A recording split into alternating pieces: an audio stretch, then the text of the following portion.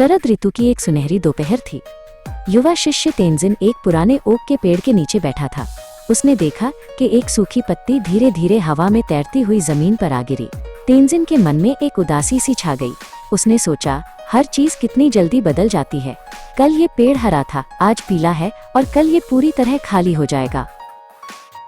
तेंजिन उलझन में था, इसलिए वो अपने गुरु अक्षत के पास पहुंचा।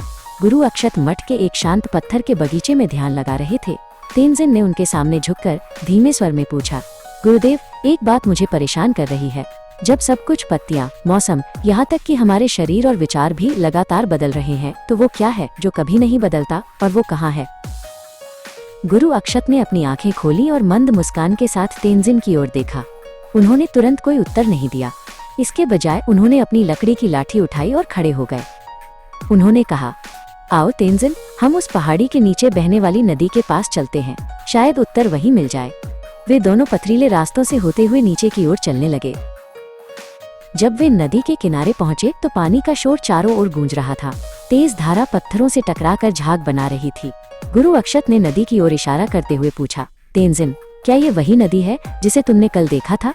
तेंजिन ने बहते पानी को गौर से देखा और उत्तर दिया, गुरुदेव, पानी तो हर पल बह रहा है। ये नया पानी है। नदी तो हर क्षण बदल रही है।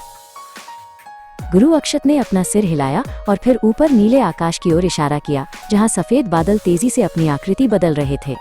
उन्होंने कहा, उन बादलों को देखो, वे कभी हाथी जैसे लगते हैं, कभी पहाड़ जैसे, और फिर देखते ही देखते बिखर जाते हैं। क्या तुम उनमें कुछ ऐसा देख पा रहे हो जो स्थिर हो और कभी न बदले? तेंजिन की उलझन और बढ़ गई। उसने कहा, नहीं गुरुदेव, मुझे तो हर तरफ केवल गति और बदलाव ही दिख रहा है। मेरी अपनी सांसें भी अंदर बाहर हो रही हैं, वे भी एक जैसी नहीं रहती। जहाँ भी नजर जाती है, सब कुछ मिट रहा है और नया बन रहा है। तो फिर वो अपरिवर्तनीय कहाँ छिपा है? गुरु अक्षत ने धीरे से कहा, अपनी आंखें बंद करो तेंजिन।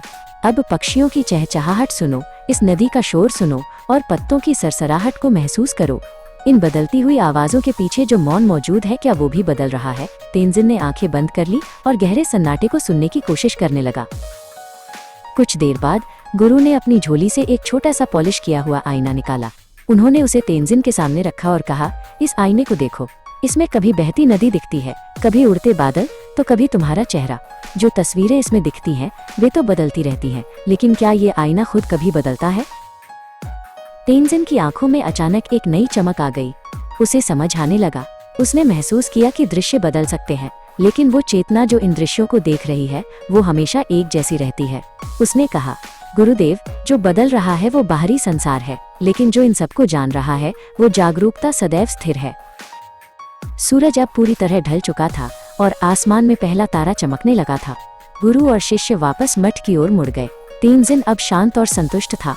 वो जान गया था कि संसार के निरंतर परिवर्तन के शोर के बीच उसके भीतर एक ऐसा केंद्र है जो हमेशा अचल, अटूट और शाश्वत रहता है।